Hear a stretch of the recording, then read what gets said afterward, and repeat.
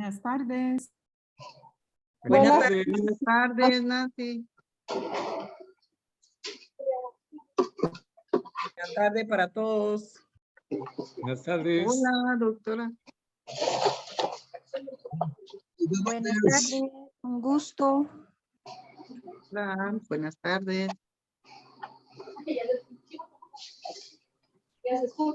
Aquí ya se escucha. En el tuyo no se escucha. Aquí está, ¿ves? Conectar audio. Ahí está. Ahí está. Adelante. Sacrifica la que le duela mucho, por favor. Ay, no. Me dolieron las noches de día en ese propio.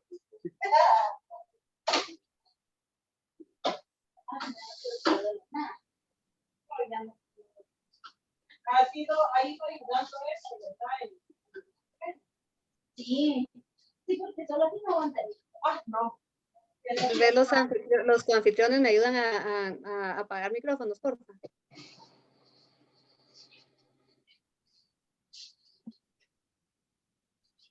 Fíjese, Candy, que me siento una como pelotita.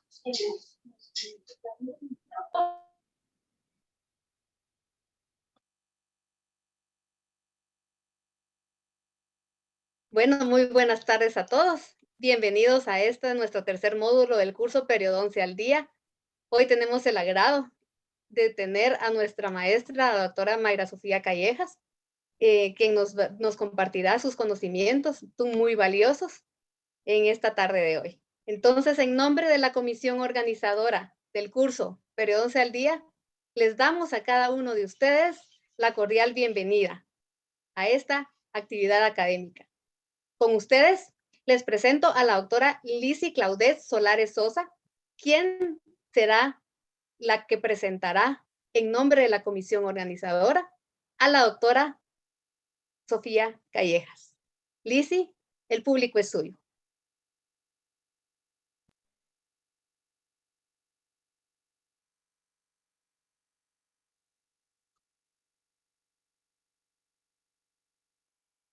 Cuentos infantiles. Cayuquito. Cuentos infantiles. Cayuquito. Colección Dientes de Leche por Mayra Sofía Callejas.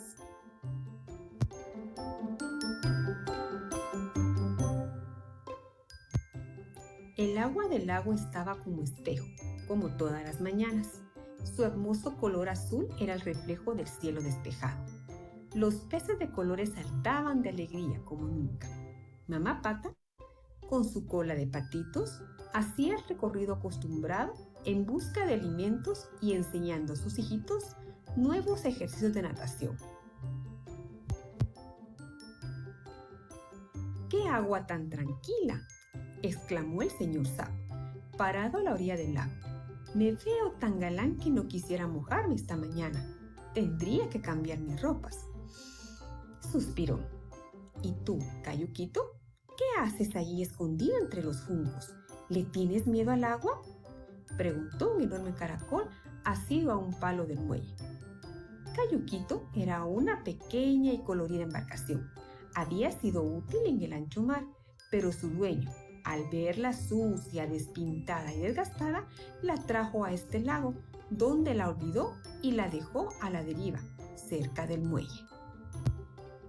Nunca había estado en un lugar tan bello, respondió con voz entrecortada. Mírame, caracol. Estoy en malas condiciones y no quiero ensuciar este bello lago. Pero, ¿cómo piensas eso?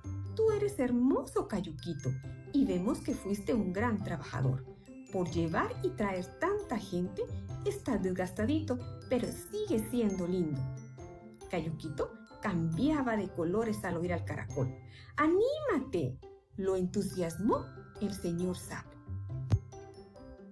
Asómate al agua y contempla lo bello que eres, concluyó la mamá Pata. Siento vergüenza, susurró Cayuquito. De pronto se vio rodeado de más amiguitos. ¿Tienes miedo de verte en el espejo?, interrogó la almeja. Asómate poco a poquito, lo animó una ranita. Comienza de reojo y te vas viendo de a poquito. Si te asustas, te escondes. aconsejó un cangrejo colorado.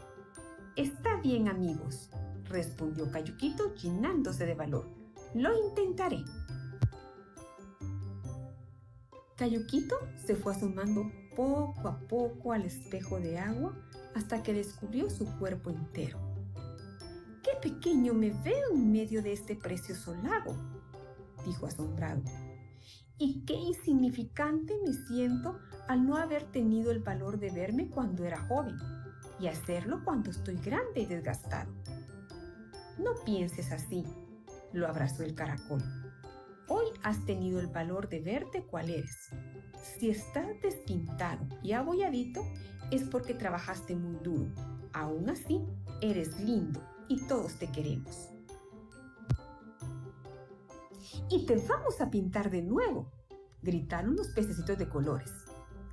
Esta tarde, con brochas y pinturas para barco, todos los habitantes del lago le devolvieron el color, la vida y la autovalía a Cayuquito. A partir de ese día, todas las mañanas, Cayuquito, antes de irse a trabajar, se mira al espejo, se echa el pelo a un lado y se va feliz con todos sus amiguitos a navegar en el lago más hermoso del mundo. Saltarín, saltarín, este lindo cuento llegó a su fin.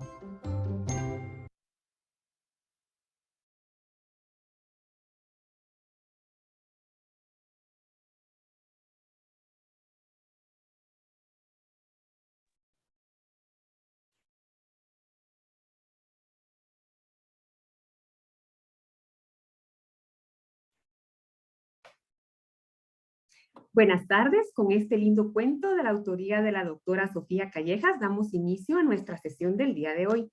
Bienvenidos al tercer módulo del curso de Periodoncia al Día organizado por el Departamento de Educación y la disciplina de Periodoncia del área médico-quirúrgica de la Facultad de Odontología de la Universidad de San Carlos de Guatemala.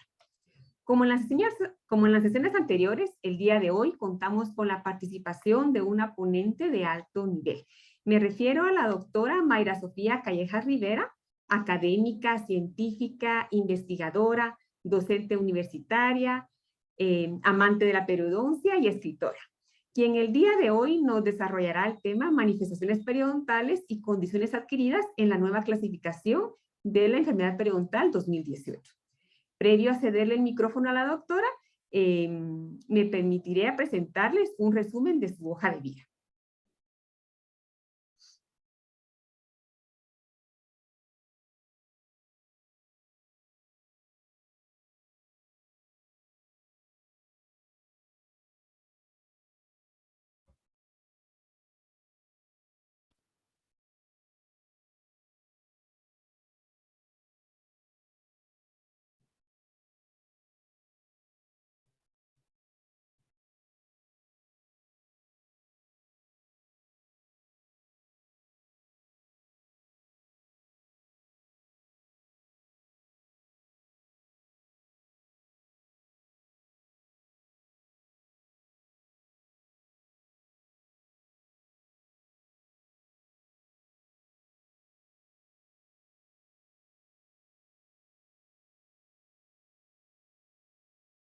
Unos momentitos, en este momento les voy a compartir la hoja de vida de la doctora.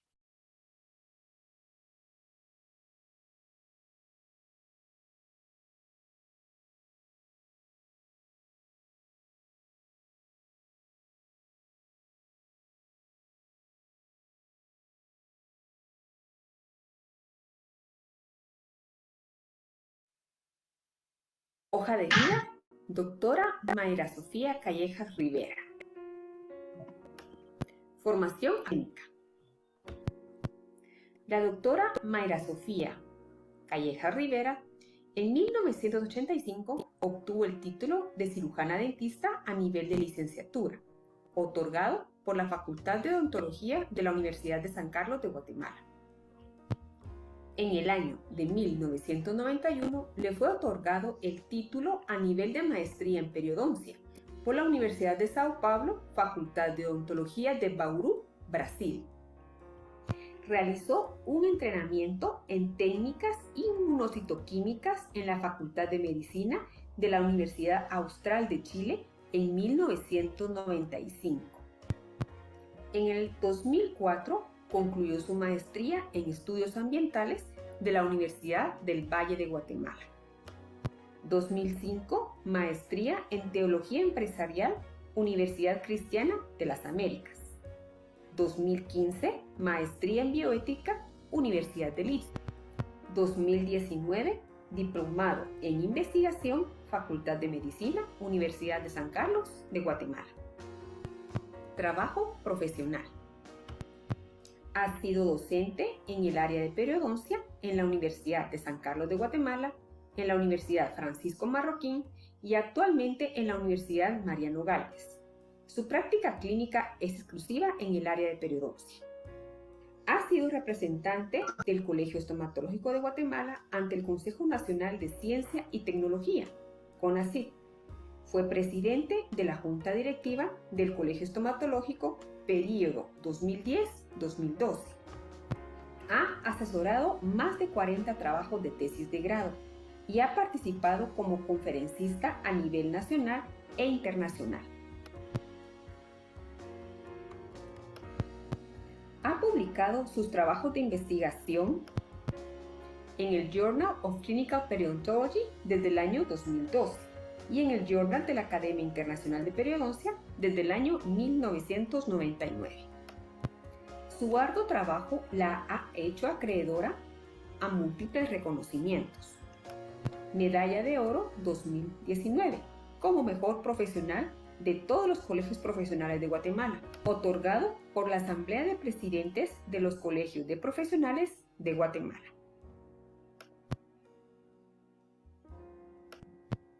Segundo lugar en la presentación de casos clínicos, 12º Congreso Internacional y primer Congreso Centroamericano de Endodoncia, julio 2017.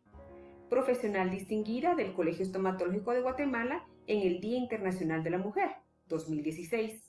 Primer lugar en América como mejor investigación en periodoncia y primer lugar entre los 5 mejores trabajos de investigación en los 5 continentes en el Congreso de la Academia Internacional de Periodoncia, octubre 2003, Sudáfrica. Primer lugar del Premio Amanuense de la Literatura Infantil en su segunda edición 2014, por el cuento Moxito, que junto al Ciruelo y la Hormiga, Cayuquito y Canicas, entre otros, se desprenden de la colección Dientes de Leche. Es un honor contar con la participación de la doctora Mayra Sofía Callejas Rivera en el tercer módulo del curso Periodoncia al Día. Bienvenida, doctora. Buenas noches o buenas tardes todavía. Es un gusto y un agrado estar acá con ustedes, agradeciendo la invitación. Agradezco al Departamento de Educación y al área de periodoncia por la invitación. Realmente estoy muy contenta de poder compartir con ustedes un tema, como lo comenté hace un rato, complejo, tratando de que sea la manera más fácil para poder comprender esta nueva clasificación de la enfermedad periodontal que realmente ha abierto puertas de conocimiento a nivel de lo que sería periodoncia.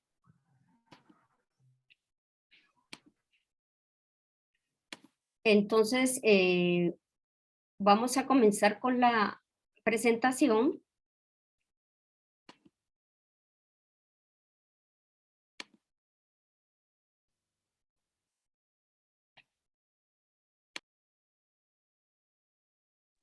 ¿Sí se ve? ¿Se escucha bien? Perdón.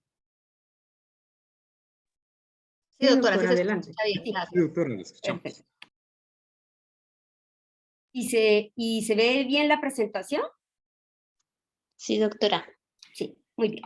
Muy bien, entonces vamos a comenzar con el tema es enfermedades sistémicas y el del desarrollo y condiciones adquiridas que afectan el periodonto. Este es parte del programa de actualización que han ejercido por varios años el Departamento de Educación Pues basados básicamente en la doctora Carmen, le agradezco nuevamente Carmen por considerarme para poder participar y poder compartir un poco los conocimientos el día de hoy, y siempre pues felicitar a los que están participando porque realmente dejar de trabajar en la clínica por actualizarse no es fácil, pero creo que sí debería de ser parte del crecimiento personal, profesional, la actualización. Entonces, de manera especial, una felicitación también para los que están conectados y que están en el interés de poder conocer nuevas cosas, aunque no son tan nuevas, porque ya es una clasificación que fue publicada en el año 2018, ya estamos con 5 años y creo que ya todos deberíamos de manejar esta clasificación. Pero yo hacía cuentas de si más o menos tenemos unos 4,000 colegiados en el colegio estomatológico y participaran 100 personas el día de hoy, estamos hablando aproximadamente de un 2.5% de colegas que están interesados en la actualización. Y realmente pues es preocupante porque, o sea, ¿qué les vamos a retornar a los pacientes? Pero bueno, el tema pues es un tema complejo. Este es el módulo 3 y el curso en general se llama Periodoncia al Día. Solo recapitulando, ustedes ya vieron en la nueva clasificación, para esto se reunieron expertos en periodoncia de Europa y de Estados Unidos con la Academia Americana de Periodoncia y la Academia Europea de Periodoncia para poder hacer un consenso y poder actualizar lo que era la nueva clasificación. Entonces ellos se dividieron en 4 grupos y cada grupo pues tocó diferentes temas. Fueron 19 artículos los que se publicaron y hubo un consenso en cada uno de los artículos y eso dio un total de 23 artículos. Entonces, lo que voy a presentar yo es parte del grupo 3, que fueron los que trabajaron este tema.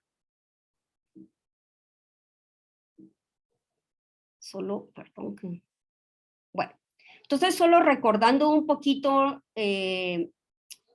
conceptos básicos para poder lograr entender este tema, les puse algo para que estemos en la misma sintonía, como el concepto clave de lo que es la patogénesis. Y básicamente, pues el concepto en general, recordando que la patogénesis es el proceso en el cual se va a desarrollar una enfermedad o un trastorno. Definitivamente, para que esto se dé, van a haber varios factores que van a contribuir para que esta enfermedad aparezca, y dependiendo el tipo de los factores y el control que tengamos, esta va a progresar o va a mantener o estabilizarse la enfermedad. Y otro concepto importante es la etiopatogénesis de cualquier enfermedad, que van a ser las causas y los mecanismos que se producen a través del desarrollo de la enfermedad. Entonces, les coloqué un pequeño video que lo vamos a ver ahorita. La idea es como recordarnos realmente del proceso inflamatorio. Para algunos posiblemente lo tengan fresco y otros pues es parte de lo que hemos olvidado posiblemente. The inflammatory response is an important non-specific defense against tissue damage. It begins when injured tissue cells release chemical signals that activate the endothelial cells of nearby capillaries. Within the capillaries, adhesion molecules called selectins are displayed on the activated endothelial cells. These adhesion molecules attract neutrophils, slow them down, and cause the neutrophils to roll along the endothelium. As the neutrophils roll along the endothelium, they encounter chemicals that activate integrins, which are adhesion receptors on their surfaces. These integrins then tightly attach to adhesion receptor molecules on the endothelial cells. This causes the neutrophils to stick to the endothelium and stop rolling. This accumulation of neutrophils along the walls of the capillary is referred to as margination. The inflammatory mediators released by the injured tissue bring about changes in the environment that cause mast cells to degranulate and release histamine. Histamine causes vasodilation and an opening of the junctions between the endothelial cells, allowing fluid and leukocytes to leave the capillary and enter the infected tissue. The neutrophils now undergo dramatic changes in shape and squeeze through the endothelial wall into the interstitial tissue fluid. This process is called extravasation. The neutrophils, followed by other types of phagocytes, are attracted to the damaged site by chemotactic substances released by bacteria and tissue breakdown products. They ingest and destroy invading bacteria.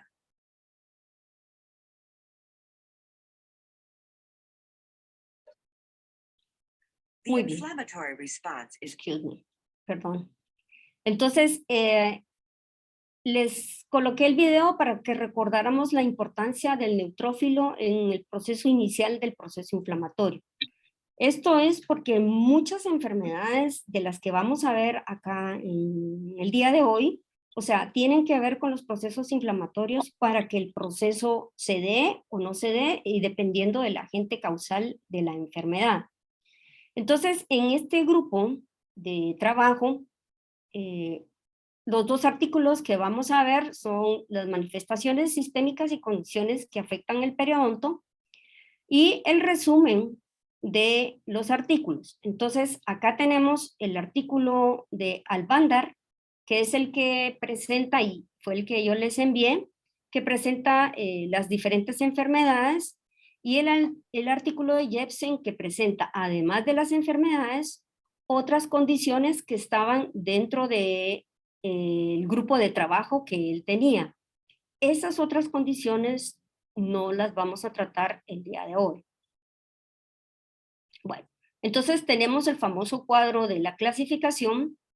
El grupo 1 trabajó esta parte de acá, el grupo 2, que fue lo que vieron la semana pasada, hace 2 semanas creo yo, sí, con el doctor López acerca de lo que era la periodontitis con sus estadios y grados, y el grupo 3, en este grupo 2 también trabajaron las enfermedades necrotizantes, trabajaron abscesos y trabajaron lo que eran lesiones endoperidontales.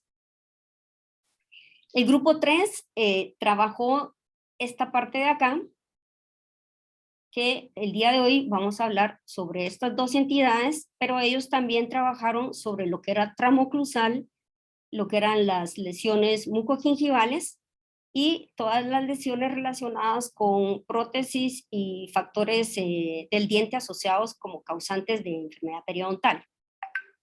El grupo 4 trabajó lo que era todo lo relacionado con la parte implantar, que no tiene nada que ver con lo que sería la parte de periodontitis. Esto, por eso está colocado en este cuadro acá, porque ellos no clasifican la periodontitis o lo que sería la periimplantitis o todas las lesiones que van a mirar, no entran dentro de lo que serían estadios o grados. O sea, la forma como se maneja es de otra manera, que lo van a ver en la siguiente conferencia. Bueno, entonces vamos a ver dos artículos importantes que fueron los que yo les mandé. El artículo de Albandar, que es el que va a tratar básicamente de la clasificación como tal, y el artículo de Jepsen, que es el que hace el resumen o el consenso de los 4 artículos que les tocó trabajar en el grupo que ellos se reunieron para trabajar. Bueno, entonces es importante recordar que en los tejidos blandos de la cavidad bucal pueden presentarse varias lesiones patológicas que no son inducidas por placa.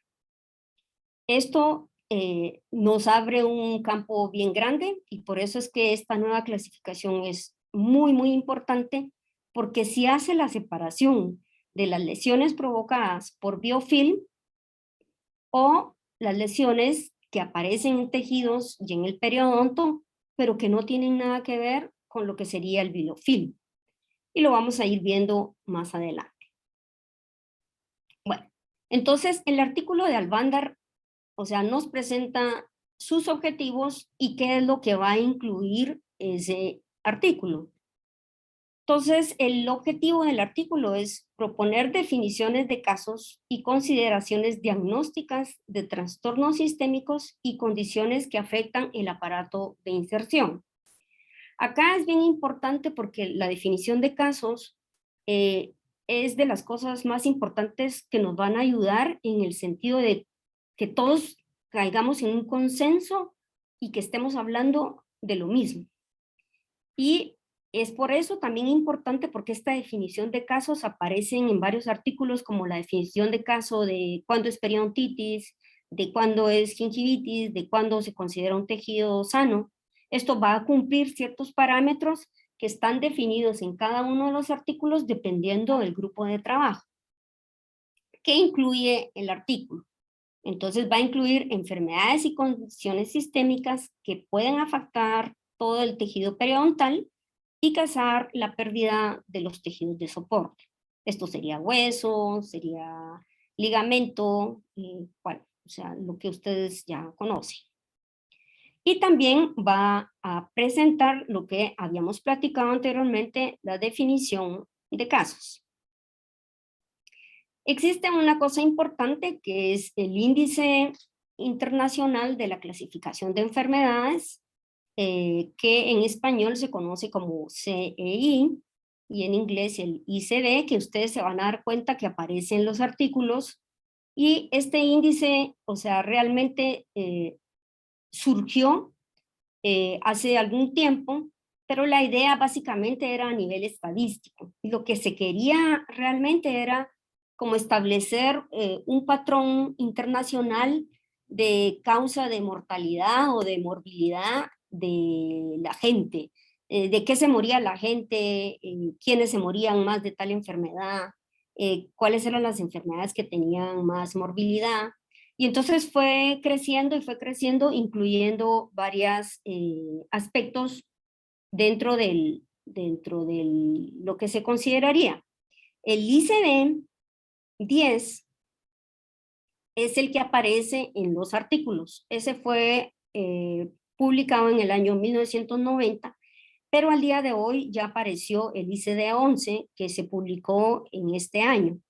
Hay algunas modificaciones, pero los artículos están basados en el ICD-10. Bueno, entonces el 11, que es el que se publicó ya este año, ya se encuentra en español, o sea, incluye otras cosas, pero básicamente está contemplado en el ICD-10 lo que nos interesa a nosotros. Por ejemplo, la agrupación de casos y diagnóstico, la morbilidad, los códigos pueden cambiar un poquito en el 11 que en el 10. Por ejemplo, si hay resistencia microbiana, qué enfermedades tienen resistencia, qué estudios se han hecho de ensayos clínicos controlados, no controlados, estudios epidemiológicos. Bueno, y o sea, esto es un mundo completamente diferente. Si tienen oportunidad, véanlo, es súper interesante cómo están clasificadas cada una de las enfermedades, y la idea pues es estandarizar que todos hablemos el mismo idioma. Entonces les puse acá los ejemplos. Por ejemplo, está por capítulos. En el capítulo 11 vamos a encontrar las enfermedades del sistema digestivo. Se clasifica con la letra K y va de la 00 a la 93. Y dentro de esta clasificación de enfermedades del aparato digestivo vamos a encontrar las de cavidad bucal, de glándulas salivares y maxilares, y están en el rango del K00 al K14. Tenemos la gingivitis y las enfermedades periodontales que están ubicadas como el K05. Y pues otros trastornos como trastornos de los dientes y sus estructuras de sostén. En realidad de cavidad bucal hay bien poco. Y creo que es porque en general pues no se publica mucho, a pesar de que lo que miramos es un montón, pero a nivel de medicina pues se publican no sé cuántas miles de veces más. Entonces realmente pues cavidad bucal ha ido ganando su espacio lentamente. En el capítulo Por ejemplo, 12 tenemos enfermedades de la piel y tejido subcutáneo, entonces la pone con la letra E, L, va del 0 al 99, y por ejemplo, eritema multiforme que aparece por ahí en una de las enfermedades está como L51. Entonces, esto se los coloqué para que sepamos de qué es lo que el artículo tiene, porque si ustedes miran el artículo, que me imagino algunos lo leyeron ya, van a ver el ICD-10, que es el que se utilizaron ellos, o sea, a qué se refiere cada uno de los códigos. Esto es para estandarizar conceptos. Bueno, entonces acá tenemos los esquemas que aparecen, les puse solo algunos como para que veamos de qué se trata lo que es la definición de casos. Entonces, dentro de todo el esquema tienen al lado derecho la definición de casos, y esto pues es básicamente tal enfermedad, qué es lo que debería de presentar la enfermedad y cómo podríamos clasificarla. Realmente este tema tiene muchísimo de patología, es un tema que casi el 90% es de patología, y es un tema pues definitivamente que no me compete el trabajarlo, pero la idea de la plática del día de hoy es como dejar claro la clasificación y en dónde es que va la parte periodontal involucrada en todo este aspecto. Entonces, por ejemplo, si viéramos alguna de las enfermedades que están acá al lado derecho, o sea, vamos a encontrar qué características tienen tales enfermedades a nivel periodontal. Entonces, por ejemplo, la distrofia, tenemos inflamación gingival generalizada y una pérdida severa del tejido queratinizado. Por ejemplo, si tenemos el lupus eritematoso, entonces, ¿qué va a haber? Va a haber dolor de las articulaciones, inflamaciones que afectan los dedos, y a nivel de cavidad bucal vamos a encontrar úlceras orales, aumento en la prevalencia de la gingivitis, en inflamación y en periodontitis. Entonces, la definición de caso realmente es para que tengamos uniformidad en los conceptos, igual que el ICD. Entonces, esto nos va a facilitar para que todos estemos hablando en el mismo idioma y va a permitir también hacer un mejor diagnóstico y en base a esto un mejor tratamiento de cualquier enfermedad a la que nos estemos confrontando. Bueno, entonces ahora el artículo de Jepson, que es el que se encarga de hacer el consenso del grupo 3, que fue los que trabajaron este tema, tenía como objetivo actualizar la clasificación del año 99 con respecto a enfermedades y condiciones que iban a afectar los tejidos periodontales y desarrollar las definiciones de casos y consideraciones diagnósticas. ¿Qué incluye este artículo? Este artículo va a incluir lo que Alvander presentó, pero va a incluir también lo que presentaron los otros temas, como lo que eran las lesiones y condiciones mucogingivales, va a incluir el trauma y las fuerzas oclusales traumáticas, y va a incluir la parte de las prótesis y los factores relacionados.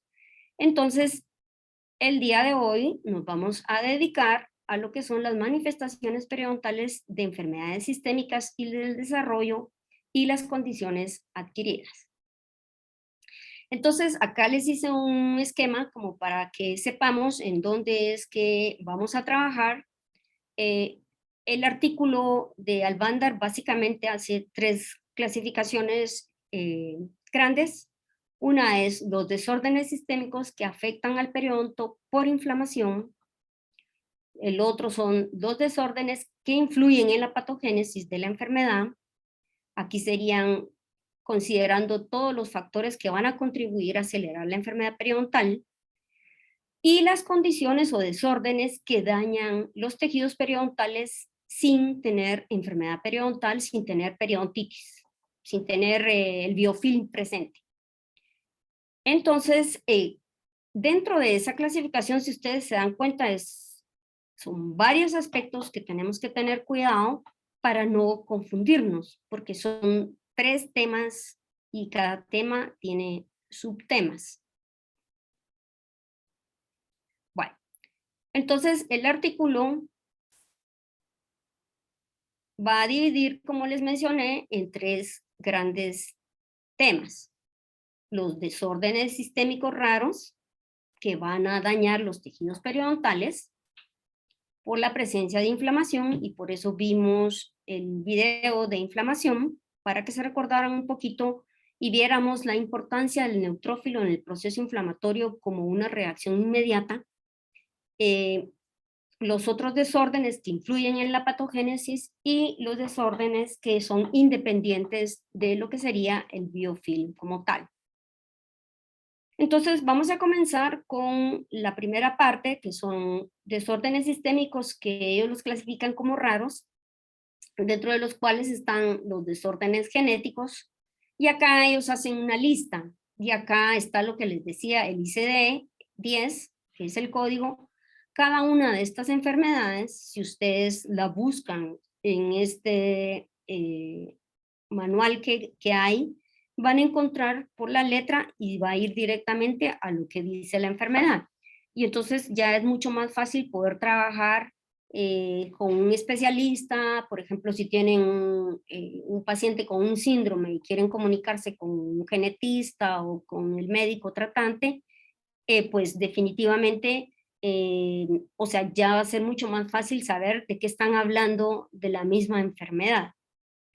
Entonces, acá, pues definitivamente tenemos que considerar cada una de las enfermedades, pero lo importante en esta situación es qué es lo que tienen en común estas enfermedades que nos dañan el periodonto. Bueno, entonces tenemos realmente, pues, de las cosas importantes, vamos a tener el papel del neutrófilo como la célula presentadora, como la célula captadora del primer agente agresor. En el caso de la cavidad bucal, pues serían bacterias. Ese sistema inflamatorio se va a activar con la idea de querer destruir a este agente agresor. Estos pacientes, lamentablemente, lo que presentan son alteraciones en estas células y definitivamente por eso es que se dan las alteraciones, porque, por ejemplo, hay deficiencia en la adhesión del neutrófilo a la pared del vaso capilar. Se recuerdan que el neutrófilo, cuando comienza a detectar la presencia de algo extraño, comienza a volverse como más lento y se vuelve pegajoso y se va pegando a la superficie del vaso capilar. Y comienzan a liberarse sustancias, y lo que va a provocar es la vasodilatación, donde va a salir el neutrófilo, y pues definitivamente la idea es comenzar a destruir al microorganismo, al agente agresor. En este caso, al perder la deficiencia de la adhesión el neutrófilo no consigue pegarse a la pared del vaso capilar. Entonces no va a provocar una vasodilatación, no va a haber una salida, una extravasación del neutrófilo, y lo que va a haber es que el agente agresor va a seguir causando y causando daño. Ese es parte del problema. Otro problema que podría haber es el incremento de linfocitos al periodonto. Lo que sucede es que el linfocito, cuando aumenta en cantidad, o sea, se descontrola en su cantidad, va a comenzar a liberar sustancias que nos van a provocar daño a los mismos tejidos. Entonces, ya en lugar de volverse un mecanismo de defensa del cuerpo, comienza como la autodestrucción de nuestro propio cuerpo. Y estos son los problemas que van a provocar estas enfermedades que van a tener en común, y qué es lo que nos van a causar problema a nivel de los tejidos periodontales. Entonces, pues realmente el papel del neutrófilo es patrullar, es buscar, es si se está o va a iniciar un proceso infeccioso, es detectar, y la idea pues sería definitivamente destruir. Esto se lograría, pues sería lo ideal, que se produjese en un proceso inflamatorio. Lamentablemente en estos pacientes pues cambia la situación. Vamos a ver un videíto nuevamente sobre el papel del neutrófilo y qué es lo que sucede.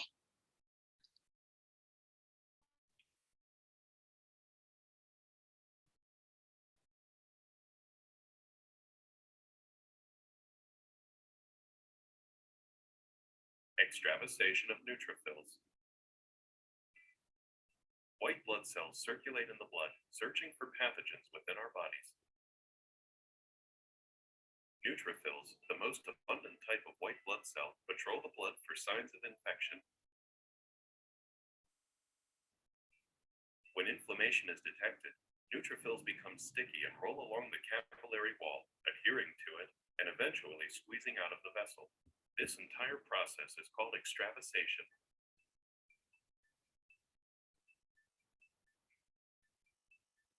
Extravasation begins when chemokines are released by immune cells at a site of injury or inflammation, activating the endothelial cells of nearby capillaries to express adhesion molecules. Neutrophils respond to the adhesion molecules by expressing counter receptors, which produce a weak interaction between the neutrophil and endothelial wall. The neutrophil adheres slightly to the vessel wall, rolling along the surface. This movement is possible through unique molecular interactions between neutrophils and the endothelial cells. The neutrophils are slowed down by the formation of weak transient bonds between Sial-Lewis X, a carbohydrate expressed by neutrophils, and selectins, adhesion molecules produced by endothelial cells. The force of blood flow causes neutrophils to roll along the endothelium, causing new interactions to form while old ones break. Eventually, tight binding occurs when integrants known as LFA1 on the neutrophils undergo a conformational change, causing them to bind firmly with endothelial adhesion molecules called ICAM1. With the neutrophil firmly adhered, diapedesis, the process of neutrophils exiting between endothelial cells, can begin. Once outside the blood vessel, the neutrophil migrates to the infection, guided by chemical signals.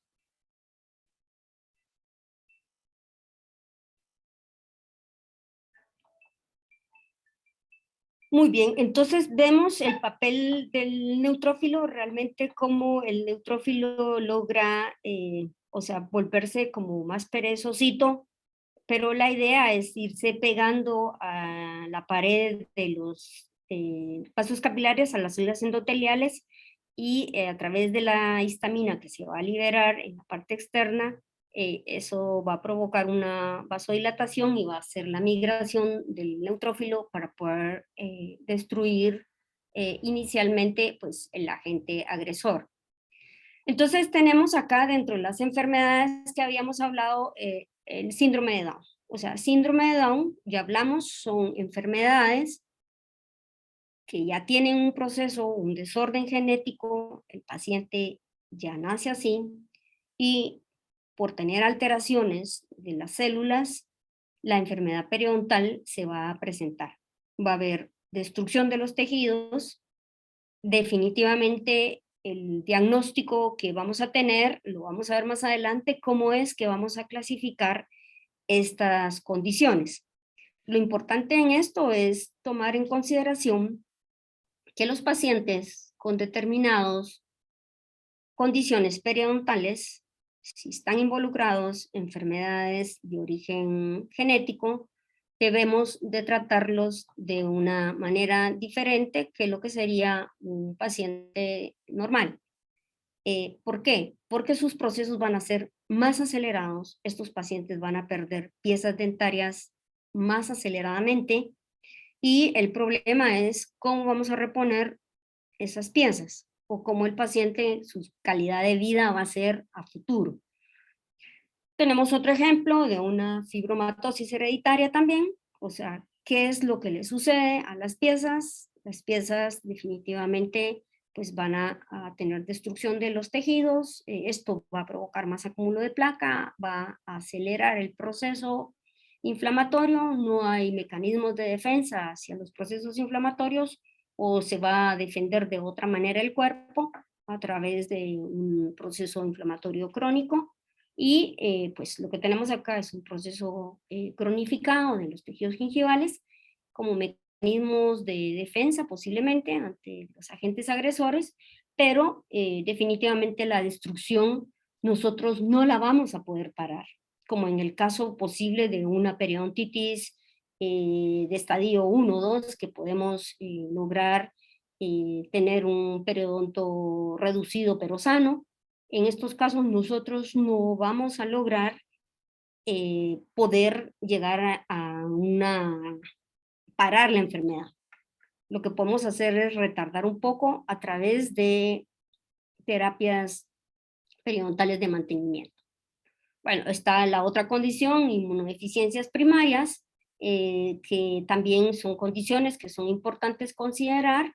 Normalmente pues se van a detectar, por eso se llaman primarias, porque son inmunodeficiencias que van a estar apareciendo a muy temprana edad y pues ellos dentro de esta clasificación que encontré, que me gustó, hablan de las funciones de las células fagocíticas y pues mencionan la gingivitis como una parte importante en esta inmunodeficiencia primaria, que no es lo mismo que la adquirida.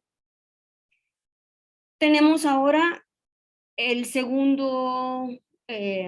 segunda parte de esta misma clasificación, que sería un subtema, los desórdenes que afectan las mucosas y los tejidos gingivales.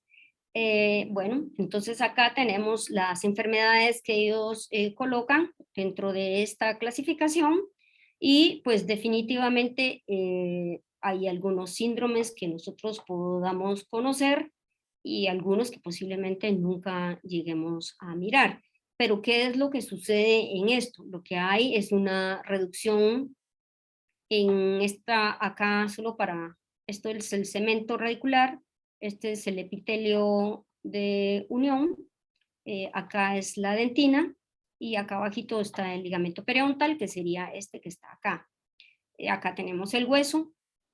En estas condiciones, pues definitivamente lo que está alterado es el tejido gingival, aún no está alterado el hueso, pero las mucosas también están alteradas, pero con el tiempo, por el acúmulo de placa, el biofilm, todo esto se va a ir haciendo como más severo hasta llegar a la destrucción y posiblemente la pérdida de piezas dentales. Les presento un caso, este caso es de una paciente, es una paciente mía y vino a la clínica, paciente de más o menos 40 años con un diagnóstico de una epidermólisis ampollar. Lamentablemente a la paciente no recibió atención periodontal en su momento y pues estas son las condiciones en que vino. Esto es las imágenes radiográficas que podemos ver, las piezas prácticamente que están en el aire. El gran problema de estos casos es cómo rehabilitar esto.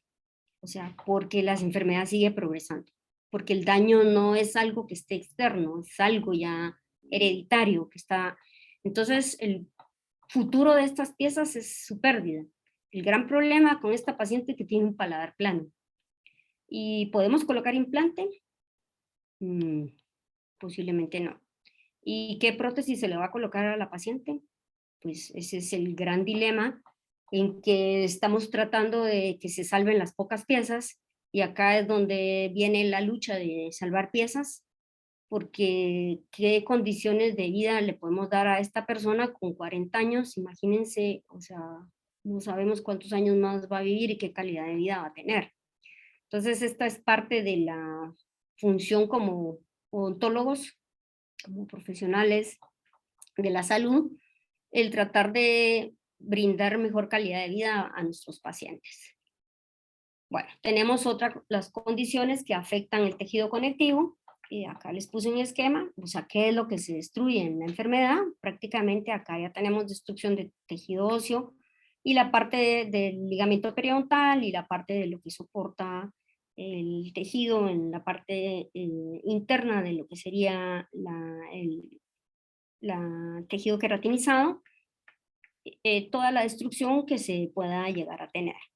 Entonces, acá lo que vamos a encontrar en estas condiciones, que tenemos acá estas tres que fueron las que ellos colocaron, tenemos síndromes básicamente, y pues acá lo que definitivamente seguimos en todo el proceso inflamatorio, en donde hay alteraciones de sustancias importantes que van a participar en los procesos inflamatorios, y donde cuando no funciona el proceso inflamatorio, que es el mejor mecanismo de defensa que puede tener el cuerpo, falla, entonces comienzan a haber alteraciones que, como no se pueden controlar, van a seguir progresando y van a seguir causando daño. Acá les puse un ejemplo de un síndrome de Ehlers-Danlos. Aquí podemos observar, aquí no hay encía queratinizada. Podríamos ver la encía queratinizada. Si comparamos con acá no hay, todo esto es mucosa, no hay encía queratinizada. Lo que sucede con el tiempo, pues esto se va retrayendo, las piezas, porque es progresivo, las piezas van perdiendo sus tejidos de soporte y pues con el tiempo lo que va a pasar es que se van a perder las piezas. Y pues la pregunta sigue siendo es qué va a pasar con la calidad de vida del paciente. Tenemos los desórdenes endocrinos y metabólicos. Acá tenemos estos tipos de desórdenes que ellos mencionan. Pues definitivamente son alteraciones que vamos a encontrar en las células y que van a interferir definitivamente lo que hemos venido hablando entre los procesos inflamatorios y la respuesta inmune, y definitivamente los procesos de cicatrización se van a dar de diferente manera. Tenemos acá un paciente también que vino a la clínica. La paciente, como les habrá pasado a muchos, llegan y no saben que son diabéticos, pero al ver uno las condiciones en que llega el paciente, lo que primero hacemos pensar y sospechar pues es la presencia de un proceso de diabetes. Se le manda a hacer todo lo que ustedes ya saben que se tienen que mandar a hacer. Se detecta que la paciente es diabética. Bueno, ¿y ahora qué vamos a hacer con una imagen de este tipo? Pues se decide abrir y lo que encontramos es esto que tenemos acá, o sea, que serían estas piezas que están acá. La cantidad de soporte óseo es muy poco. El gran problema es que la paciente también es una paciente joven y que tiene un paladar plano. Y entonces, ¿qué le vamos a colocar a esta paciente para que la puedan rehabilitar y qué es lo que le espera a la paciente? Definitivamente, pues la idea de la plática del día de hoy es hacer una buena clasificación de la enfermedad periodontal que presenta el paciente para pasar después a hacer un buen plan de tratamiento y poder, el plan de tratamiento, recuerden que debe ser multidisciplinario. En estos casos es muy difícil pensar que nosotros solitos vamos a sacar un caso de estos adelante.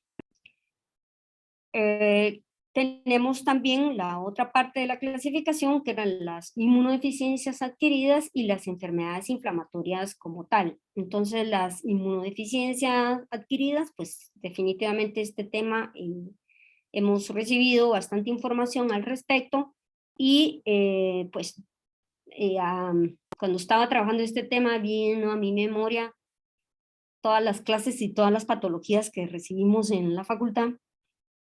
Y realmente pues ahora uno logra entender por qué miraba todas estas cosas y ahorita creo que es el momento de poder integrar conocimientos y ver en dónde vamos a colocar toda esa información que tenemos.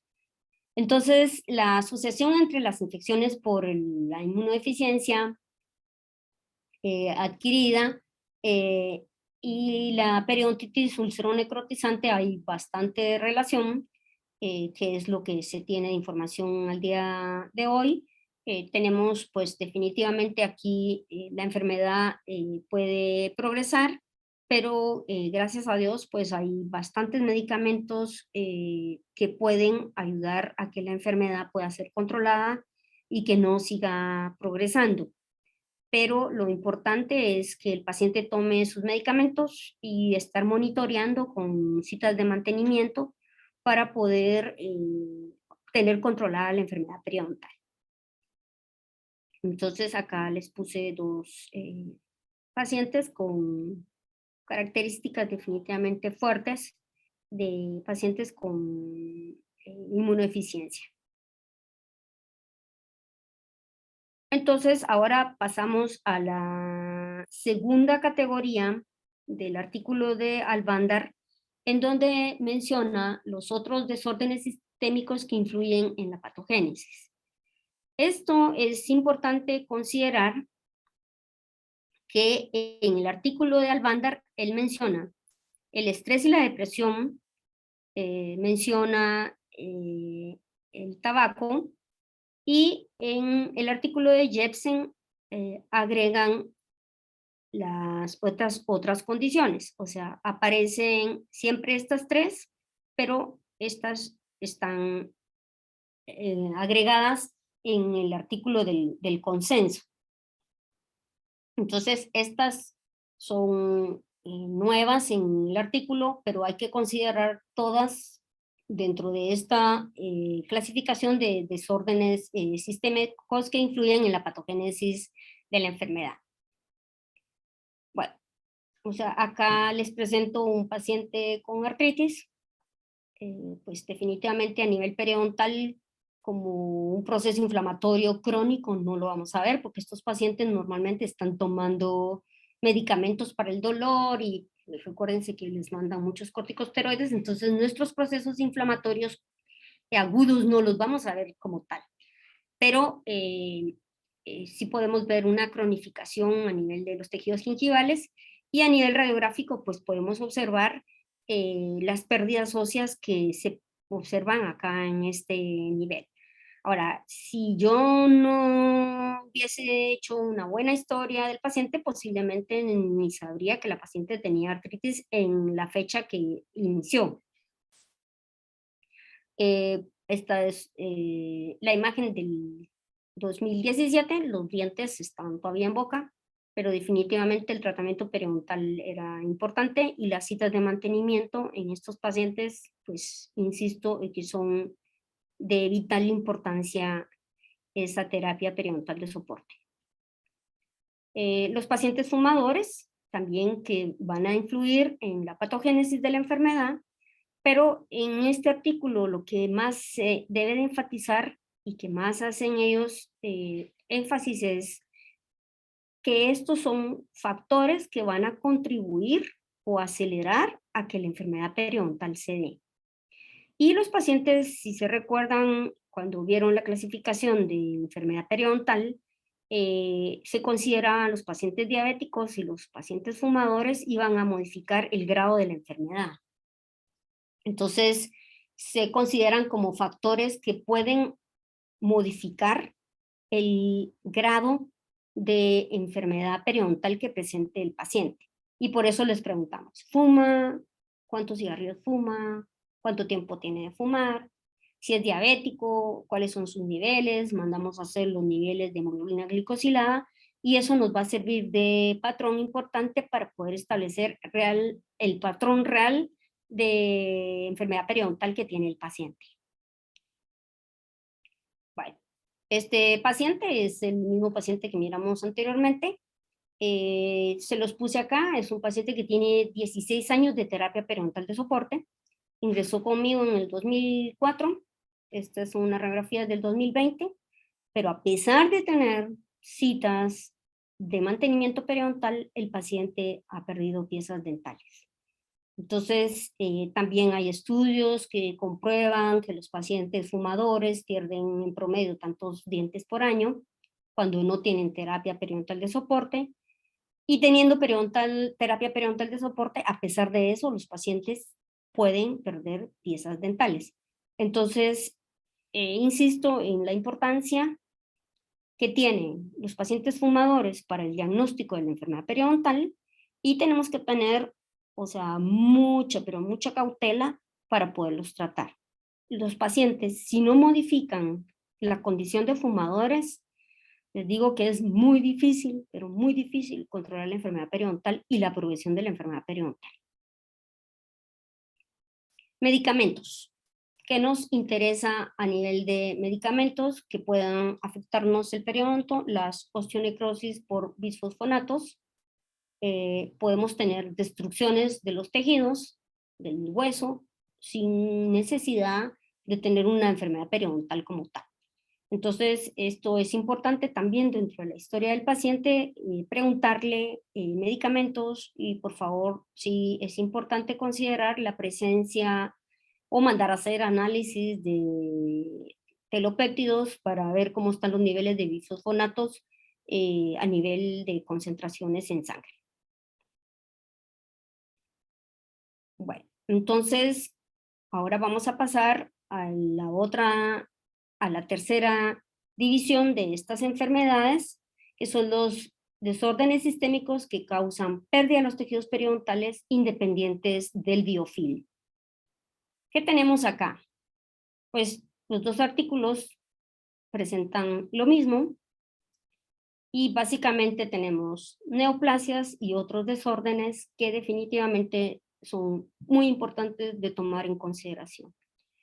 Tenemos en las neoplasias, están las premalignas y las malignas, que definitivamente esto se recordarán bien porque lo vimos en patología muchas veces y la verdad es que qué bueno que lo vimos. Posiblemente cuando uno es estudiante no logra asimilar todo, pero en el transcurrir del tiempo va viendo uno la importancia de haber aprendido todo, las cosas que nos dieron de información. Y tenemos las lesiones malignas, dentro de las cuales ellos consideran estas tres. Entonces, las leucoplasias, o sea, que pueden estar ubicadas y pueden afectarnos, que es importante su diagnóstico y definitivamente la biopsia es importantísima hacerla para poder confirmar. Y tenemos las eritroplasias, que esto se los puse porque es importante. Son lesiones muy asintomáticas, pero tienen un alto porcentaje de transformación a malignidad.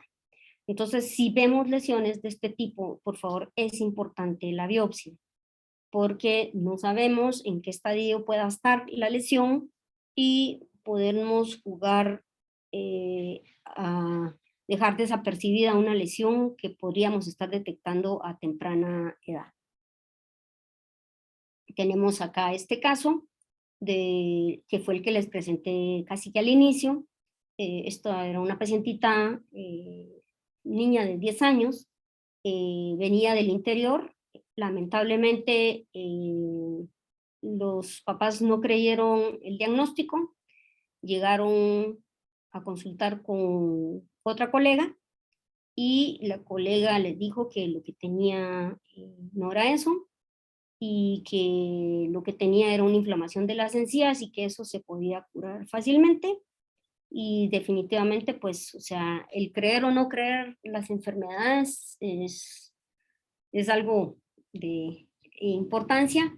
Pues lamentablemente la paciente, solo me enteré después que había fallecido porque el linfoma pues definitivamente no fue tratado, ya estaba muy avanzado también cuando se hizo el diagnóstico. Yo la había llevado ¿cómo se llama? El de niños de cáncer ahí por el Roosevelt. O sea, realmente no conocía el lugar, muy interesante y muy bonito, realmente lo tienen muy lindo. La paciente la atendieron muy bien, pero la sacaron, como les comento, los papás, fueron a consultar a otra colega y pues la colega pues lamentablemente también no creyó el diagnóstico y la niña falleció. Entonces vamos a la importancia de hacer diagnósticos a temprana edad o poder, o sea, ayudar a estos pacientes a que puedan ellos tener dentro de lo que cabe una mejor calidad de vida. Tenemos un carcinoma de células escamosas que también involucra los tejidos periodontales, pero definitivamente la ubicación, si la ven, pues ahí también este paciente consultó. Estos dos casos son diferentes, este es uno de lengua, y este es un carcinoma que estaba en el tejido y consultaron por la lesión a nivel de tejido gingival.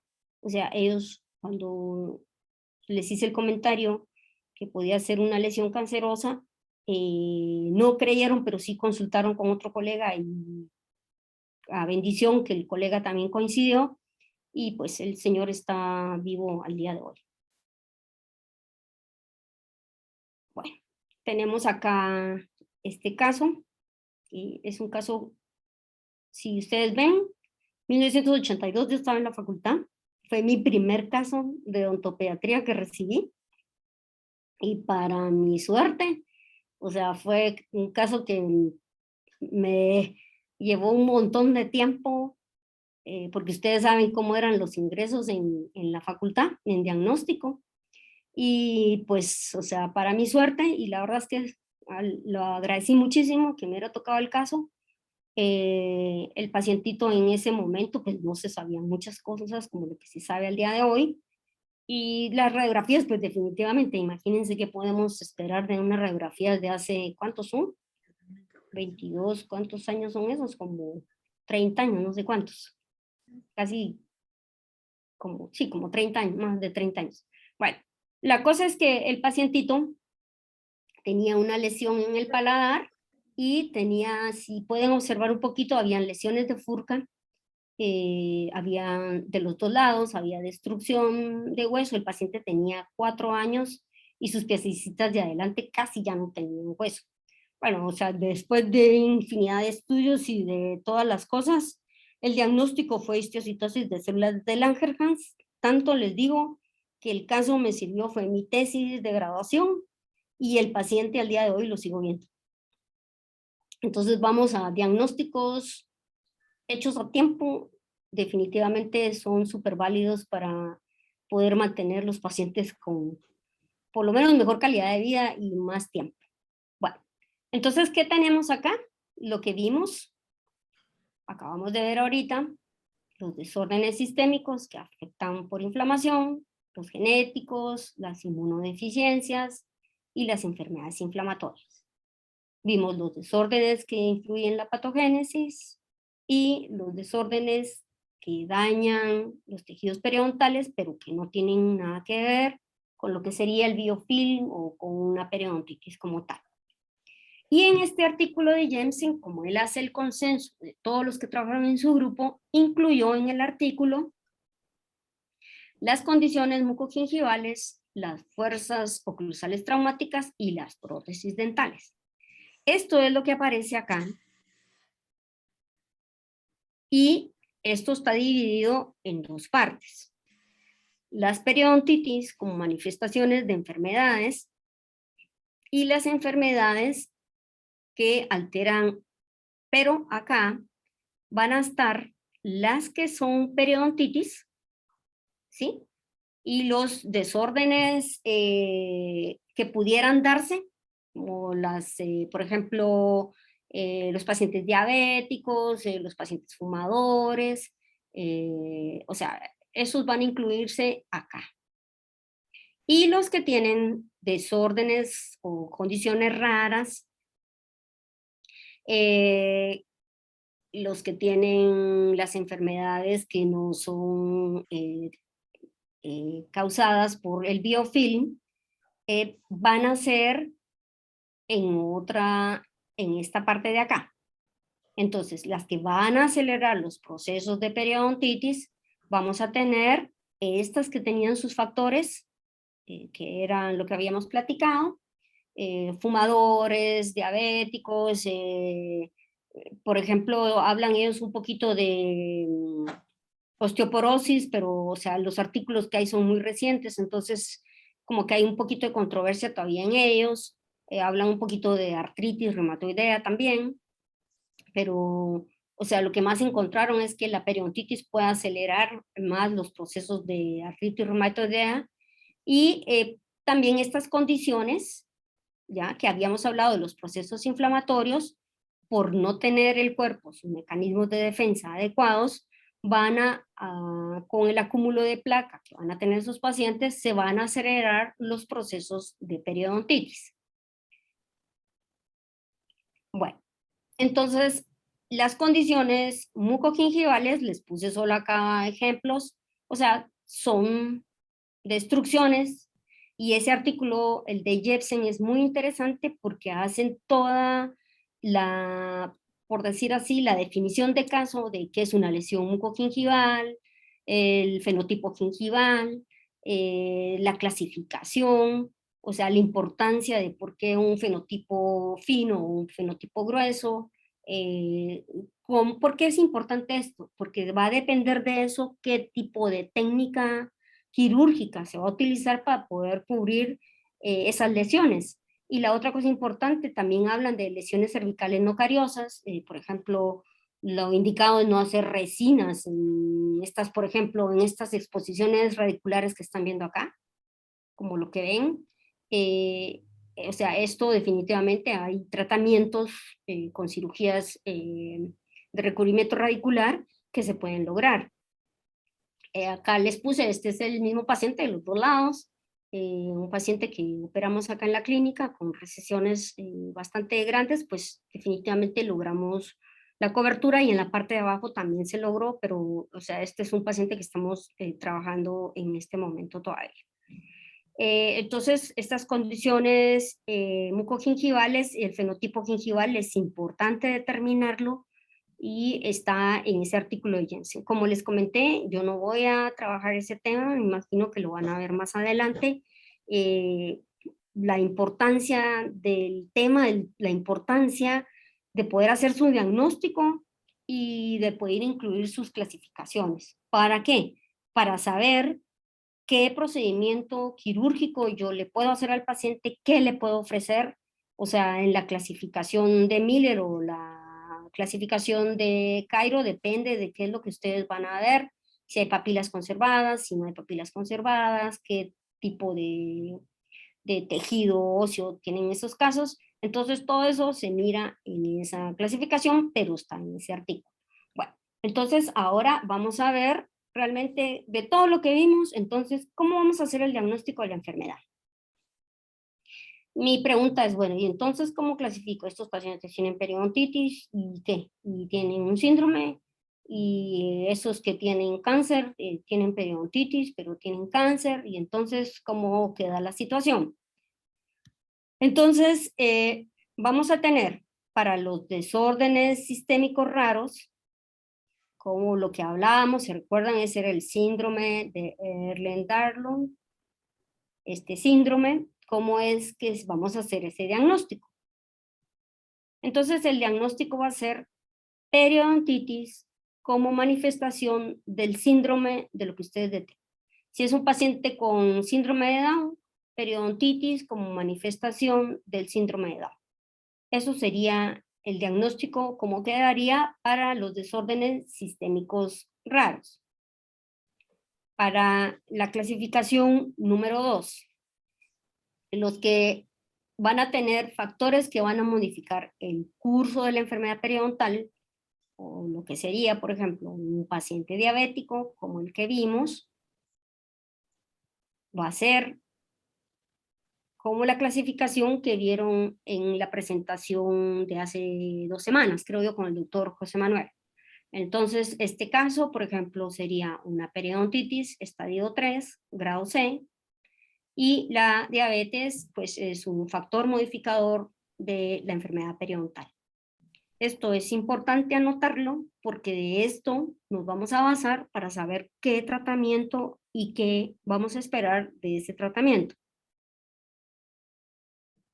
Para las neoplasias o los desórdenes sistémicos primarios independientes del biofilm o de una presencia de una periodontitis, como habíamos visto este carcinoma, vamos a quedar entonces como va a aparecer primero la enfermedad, o sea, la enfermedad primaria, que sería el carcinoma de células escamosas con afección de los tejidos de soporte periodontal.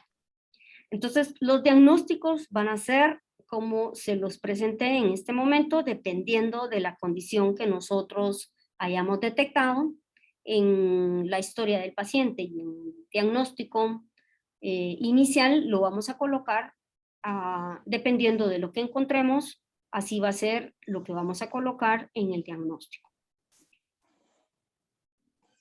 Entonces, ¿qué conclusiones podemos tener de este tema que vimos el día de hoy? Que espero haya sido lo más claro posible. Traté realmente de hacer de la manera más fácil de poder comprender los 2 artículos. Podemos concluir lo siguiente.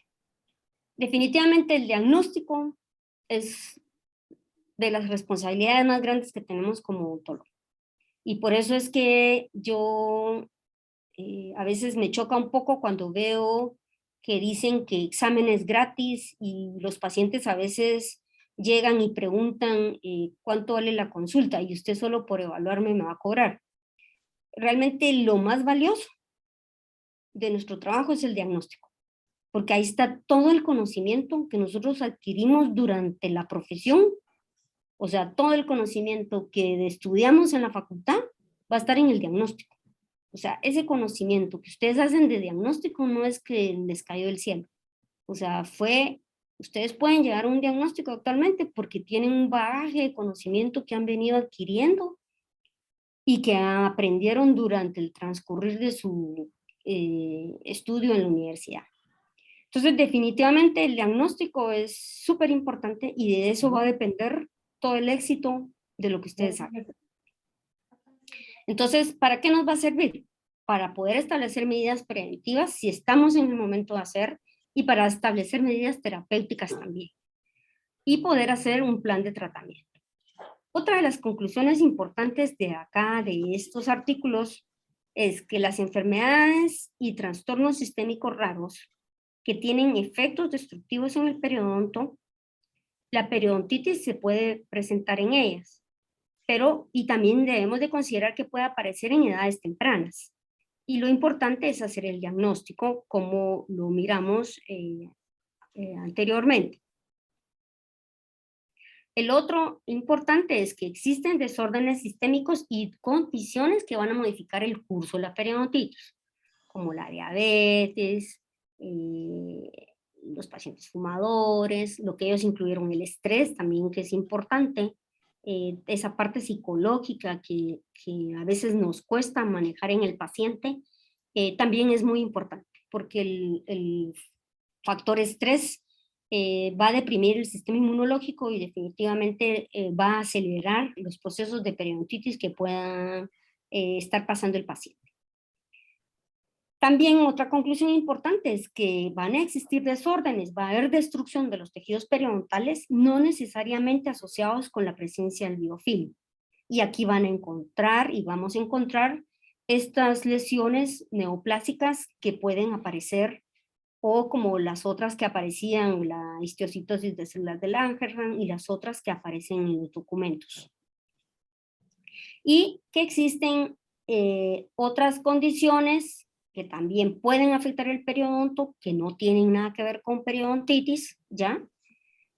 Por ejemplo, como las recesiones gingivales, que van a ser las condiciones mucogingivales, los traumas o las fuerzas oclusales traumáticas que nos pueden causar daño en los tejidos periodontales, pero que no tienen nada que ver con periodontitis, o aquellas alteraciones también, por ejemplo, de dientes invaginados o de proyecciones de esmalte, o todas las alteraciones que podamos tener a nivel de diente, que podrían contribuir a tener destrucción de los tejidos periodontales, pero que no son periodontitis ni están causando un proceso de periodontitis como lo que hemos conocido o estamos aprendiendo a hacer en la nueva clasificación.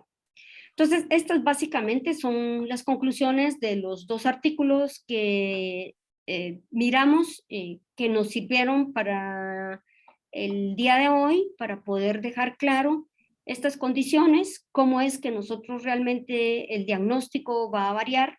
Vamos a tener, si son lesiones de tipo neoplásico, vamos a poner primero la condición de afección primaria, y de ahí podemos poner la parte de la destrucción del tejido periodontal. Si son pacientes con factores que van a contribuir o acelerar la condición periodontal, vamos a hacer como la clasificación de estadios y grados, y si son condiciones raras, le vamos a agregar la condición que tiene el paciente. Y para concluir, pues les puse esta reflexión donde realmente creo que es importante que la medicina solo hay una y es efectiva cuando tiene una evidencia científica detrás que la respalde. Definitivamente el día de hoy la evidencia científica es la que debe ser la base de nuestra profesión. El Por eso les dije y los felicito nuevamente a los que están interesados en las actualizaciones, y felicito pues nuevamente a los organizadores de esta actividad, porque creo que es importante el hecho de mantenernos actualizados, el que tengan ustedes esta oportunidad y que se den la oportunidad también de mantenerse actualizados y saber que la ciencia avanza y que lo que miramos hoy puede ser que el día de mañana sea diferente. Y les puse estas dos imágenes que me gustaron muchísimo. Estas, solo para compartirles un poquito, es un museo de arte que existe en un lugar en Dinamarca, y la verdad es que súper hermoso, y tiene diferentes colores, es como que fuera un arco iris, solo que en una forma circunferencial, y es muy, muy bonito. Y por eso les puse la imagen, porque realmente depende uno en qué lado se ubique, así va a ver las cosas de diferente color. Y pues así es la vida y así es como estamos, y pues espero que les haya servido la conferencia del día de hoy, básicamente el poder aclarar un poquito esta parte de la clasificación, que sí es un poco compleja, pero creo que con ponernos un poquito ahí a leer un poco vamos a poder aclarar algunas otras cosas. Entonces, esto es lo que yo tenía para compartirles. No sé si hay alguna duda, alguna pregunta. No sé cómo lo vamos a hacer, Carmen. Doctora, buenas noches. Sí, muchas gracias a usted por tan magnífica síntesis, presentación que hizo. La verdad, un tema bastante complejo, pero usted lo ha presentado de una forma tan dinámica, tan amena, combinando manejo de casos clínicos.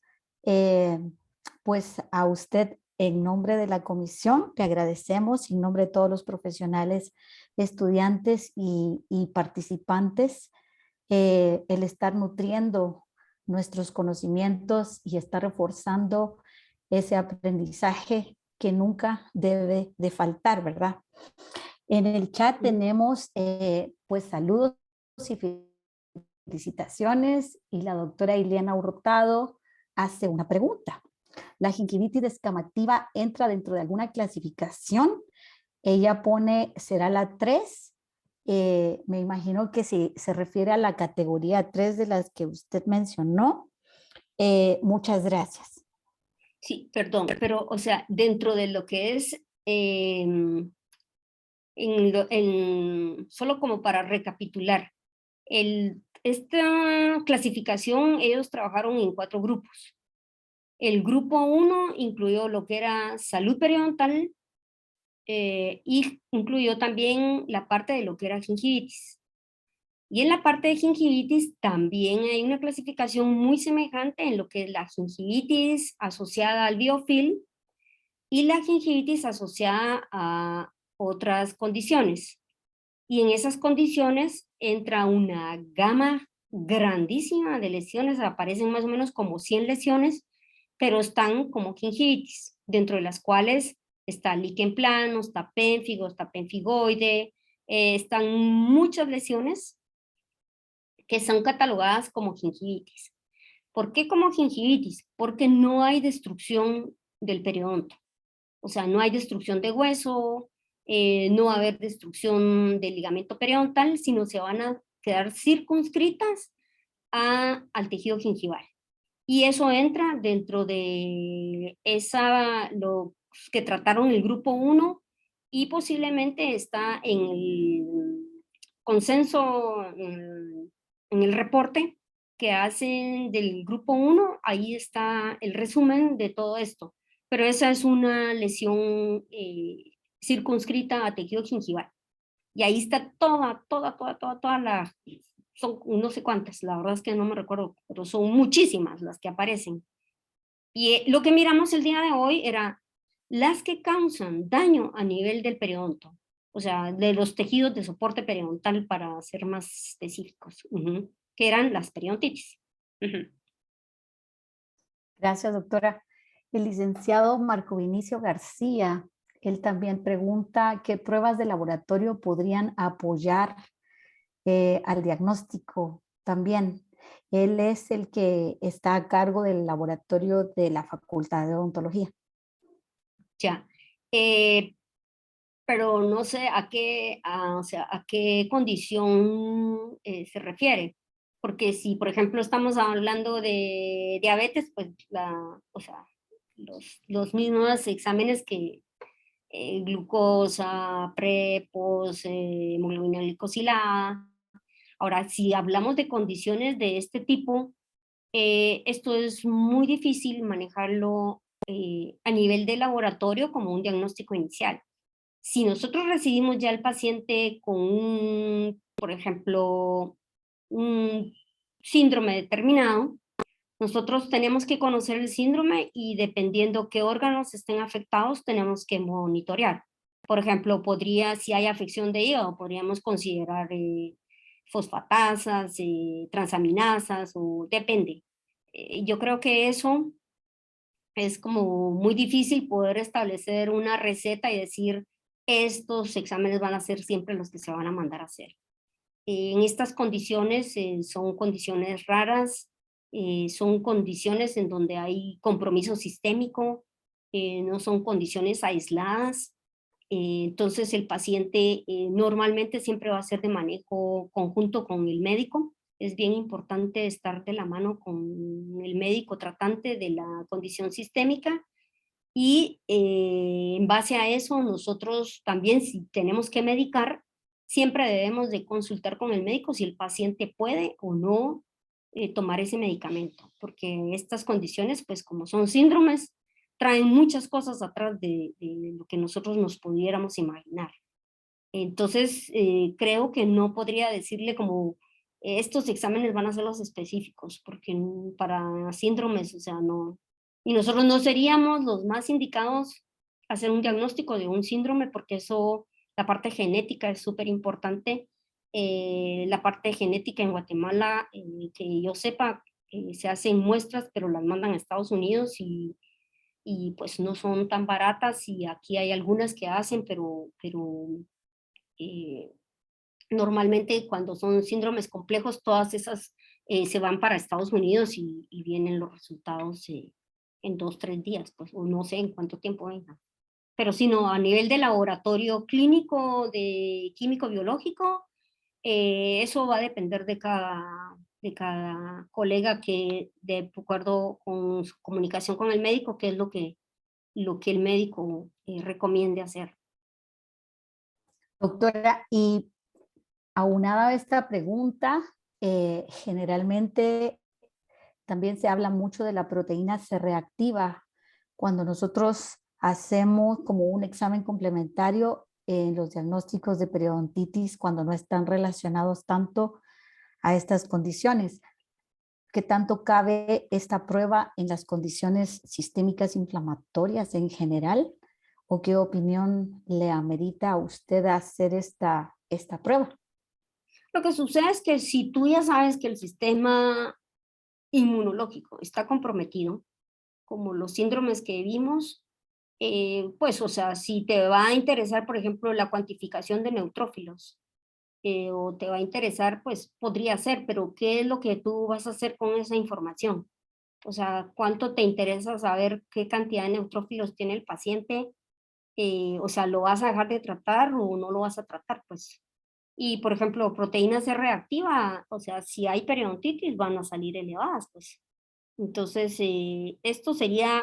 esta proteína C reactiva estaría más asociada con pacientes, por ejemplo, con unas periodontitis de estadios 3, 4, en donde nosotros vamos a considerar otras situaciones, pero no creo que apliquen a lo que miramos el día de hoy. Ok. Doctor, hay muchas felicitaciones y muchos saludos de profesionales pues que le tienen mucho aprecio, respeto, admiración y cariño porque le ponen Sofi, la mayoría. El doctor Estuardo Baides pone felicitaciones, Carmencita y Sofi, la doctora Lucrecia Chinchilla, el doctor Guillermo Barreda la saludan con cariño y le ponen querida Sofi. Juan Carlos Orozco Guerra, muchas gracias por tu ponencia y bendiciones en tu práctica. Saludos. Julio César Urla, excelentes conferencias. El doctor Francisco Porres, gracias Sofía y a los organizadores. Olga Ramírez también, muchas gracias por su disertación y pues muchas felicitaciones. La doctora Nancy Cervantes le pone doctora Callejas, gracias por la disertación, ha sido de mucho provecho y muchas gracias por compartir siempre sus conocimientos. Luego, excelentes conferencias y todavía hay preguntas, perdón que no los lea a todos, pero son muestras de muchos cariños, doctora. Muchas gracias a todos también, los aprecio mucho, gracias. La doctora Lidis Hernández, Marianela, le manda gracias por tan amena forma de compartir su conocimiento y le mando un abrazo fuerte con es usted una de mis mejores maestras, le pone. El doctor Marco Vinicio, mil gracias porque nos ayuda muchísimo a apoyar el diagnóstico y pues se me van, doctora, porque se van muy rápido estas. Dice aquí el doctor Barreda, tiene, no sé si él quiere hablar, pero pone aquí, podrías preguntar. El doctor Guillermo Barreda pone las pruebas en el caso de pacientes con tratamiento con bifosfonatos y cómo interpretarlos para tener seguridad de trabajar en estas personas. Sí, perdón, hay una prueba que se llama la N-telopéptido.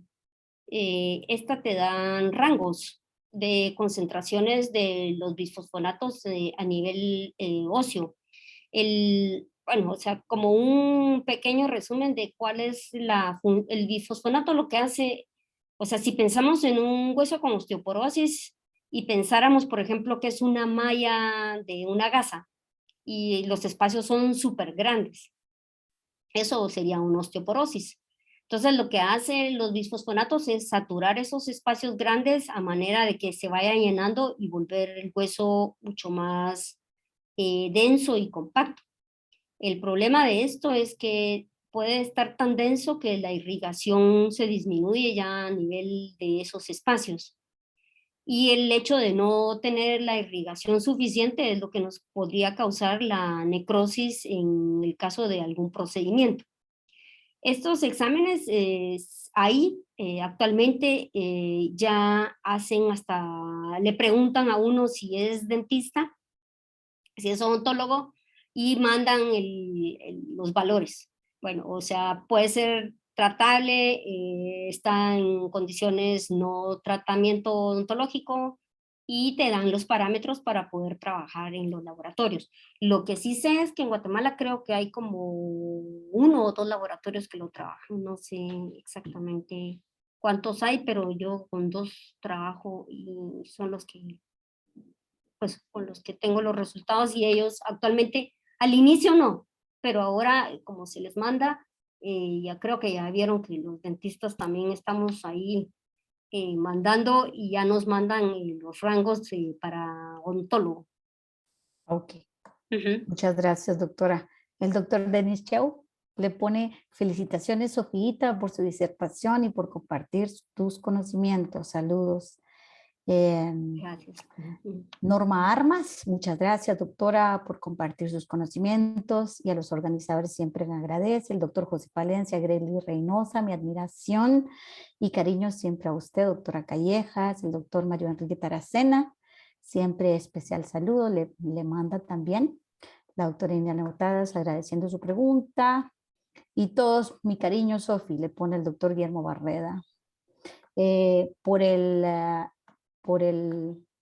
La doctora Esther Lima también dice, doctora Callejas, mil gracias.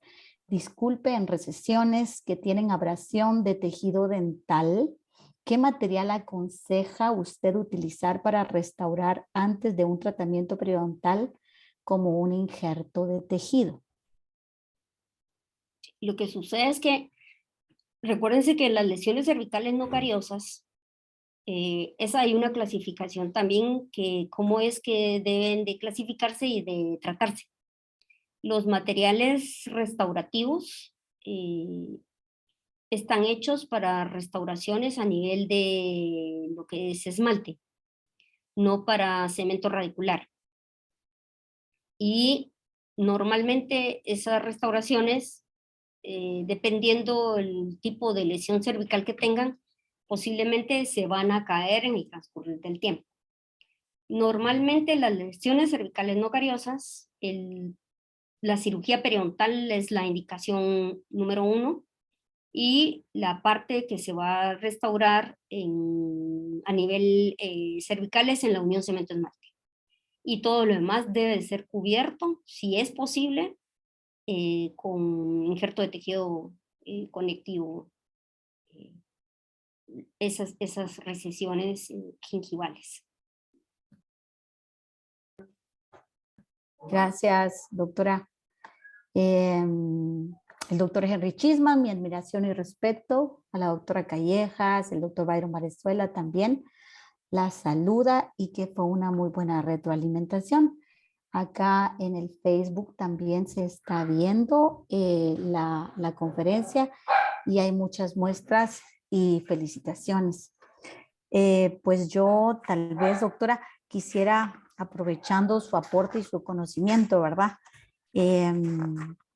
Básicamente, quisiera que a pesar de que esta clasificación, ¿verdad?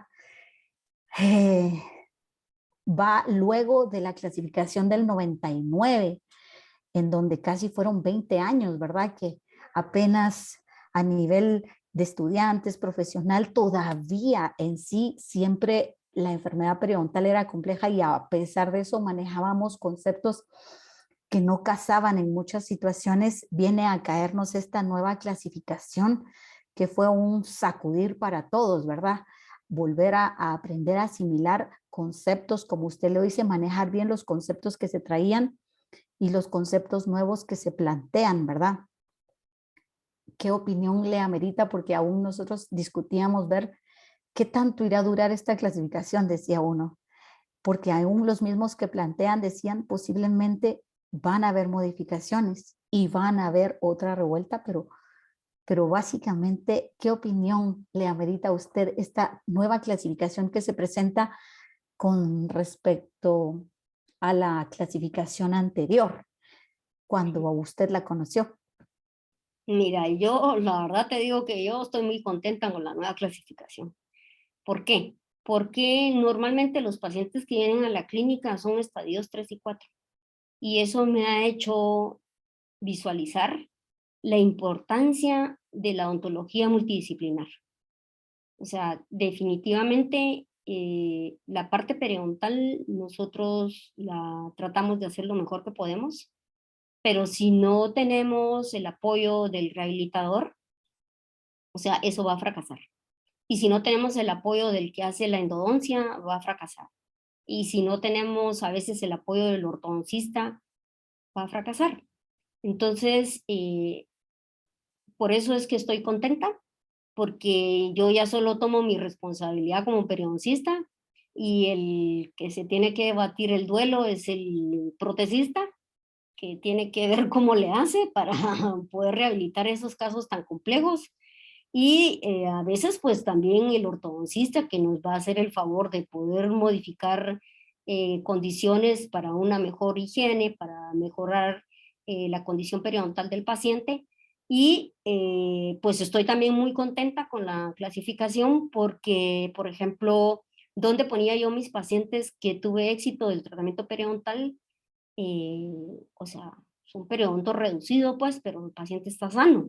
Y logro tener pacientes de 20, 30 años de terapia de mantenimiento y bueno, qué mejor satisfacción para uno saber que tu paciente pues, lo has mantenido con los dientes en boca después de haber tenido una enfermedad periodontal muy severa por mucho tiempo.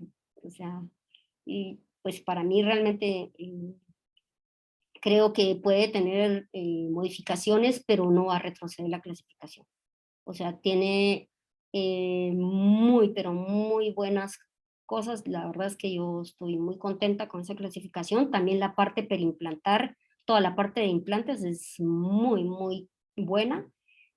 toda la parte en donde esclarecen, por ejemplo, estas lesiones de recisiones gingivales que todo el mundo pensaba son periodontitis, pero nada que ver, pues, o sea, la forma de tratarlas es totalmente diferente. Y entonces, a veces te referían, mira, fíjate que el paciente tiene periodontitis y lo que resultaba eran recisiones gingivales, claro, las va a tratar el periodoncista, pero se van a tratar de diferente manera. Entonces, por eso yo sí estoy muy contenta con la nueva clasificación. La verdad es que me abrió muchas cosas importantes en mi pensar. Gracias, doctora. Y la doctora Anaeli Sánchez pregunta cuánto tiempo luego de la suspensión temporal de los bifosfonatos, la cual fue autorizada por el médico tratante, aconseja realizar algún tratamiento dental. O sea, la recomendación es hacer el análisis de sangre, los telopéptidos, y eso te va a decir, o sea, cómo está el paciente. Por ejemplo, yo acabo de tener una paciente, me dice, tomé 3 años, pero hace 2 años que no tomo, le mandé a hacer sus exámenes y salieron con valores que ya se le pueden trabajar.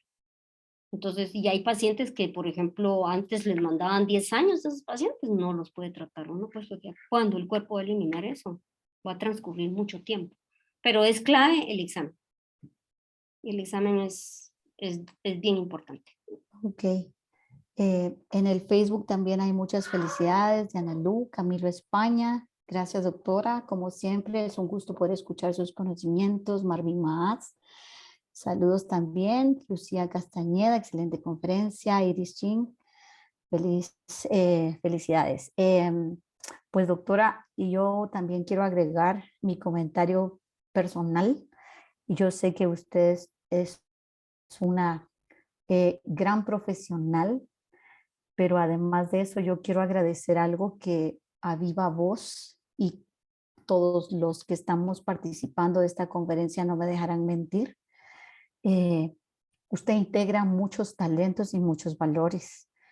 Usted es una persona muy modesta y eso es una virtud muy grande, tanto así que sabía que no quería que compartiéramos los cuentos que escribía, pero creo que usted es una persona que inspira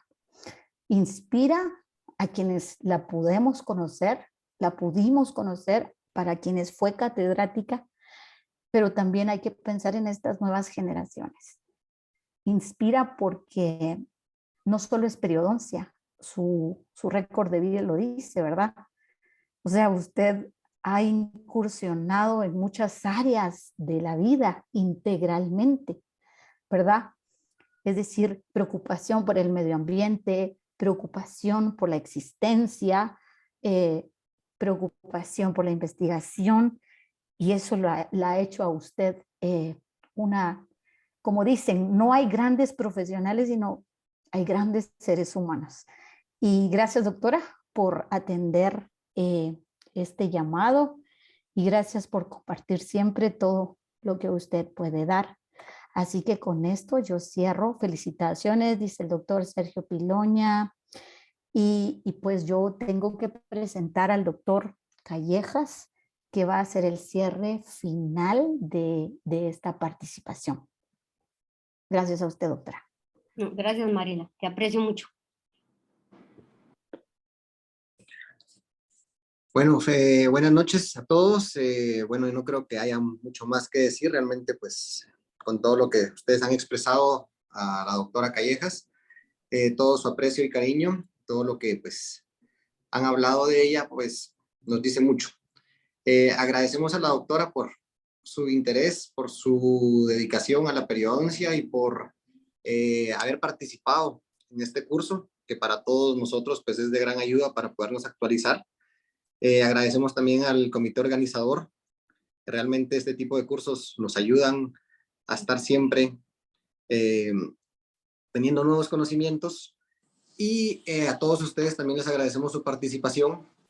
Realmente mantenerse actualizados nos va a ayudar siempre para el fin que queremos, que es tratar bien a nuestros pacientes. Entonces, por lo tanto, pues con esto concluimos. El diploma que se le entrega a la doctora, solo para poderlo ver, aquí lo vamos a presentar. Muy bien. Dice Universidad de San Carlos de Guatemala, Facultad de Odontología, Departamento de Educación, Área Médico-Quirúrgica, Disciplina de Periodoncia, otorgan el presente diploma de reconocimiento a la doctora Mayra Sofía Callejas Rivera por su valiosa disertación, Manifestaciones periodontales y condiciones adquiridas en la nueva clasificación de la enfermedad periodontal año 2018. Correspondiente al tercer módulo del curso Periodoncia al Día, realizado de manera virtual el jueves 21 de julio de 2022. Y enseñada a todos. Firman Lizy Solares, comisión organizadora. Firmo yo, Luis Antonio Callejas, y la doctora Carmen Lorena Demás. Muchas gracias, Sofi. Te agradecemos realmente todo esto que has compartido con nosotros y gracias a todos. Feliz noche. Muchas gracias y espero les haya servido. Gracias por la invitación también. Feliz noche, que descansen. Muchísimas gracias, doctora Sofía Callejas, asuncionista de corazón, de veras. Lleva siempre en alto el nombre del colegio. Muchísimas gracias a todos ustedes que están participando acá. Como siempre les digo, gracias a cada uno de ustedes es que se hace este curso Periodoncia al Día. La comisión está muy contenta de estar dándoles actualización, y sobre todo con conferencistas de tan alto nivel como la doctora Callejas que hoy tuvimos acá. Recordándoles pues que mañana tienen que entregar su tarea, ¿verdad? Que corresponde a los artículos que la doctora platicó hoy, corresponde a la conferencia que dio hoy. Un documento personal, ¿verdad? Enviado al correo del programa formaciondeo@gmail.com. Y recordándoles que el jueves 4 tendremos la conferencia de nuestro cuarto módulo y que está a cargo de nuestro querido doctor Luis Antonio Callejas. Entonces, siempre yo les estaré comunicando a través de sus correos electrónicos y a través de WhatsApp, de mensajitos de WhatsApp. Que tengan una feliz noche, bendiciones, síganse cuidando porque el virus está fuerte, está contagiando muy duro y que Dios los bendiga. Un abrazo a la distancia y me cuidan mucho. Hasta la próxima. Adiós, Feliz adiós. noche. Gracias, doctora Sofía. Adiós. Buenas noches. Buenas noches. Buenas noches. Buenas noches.